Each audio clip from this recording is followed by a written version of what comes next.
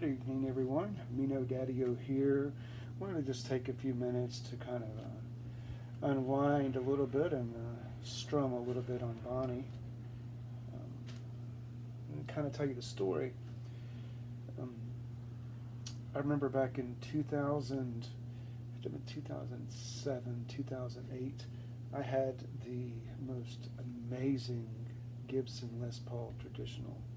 Absolutely beautiful guitar, beautiful, beautiful guitar. Honeyburst, absolutely. Was in love with that thing. And then financial setbacks came along. We had car problems, all sorts of crazy things happened, you know. And I had to sell it.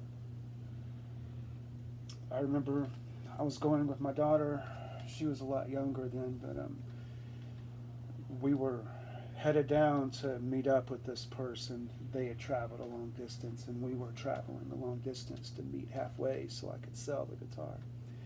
And I cried, and I cried, and I cried the whole way down going to sell that thing, because it really meant a lot. It was the most I ever spent on a guitar. Yeah.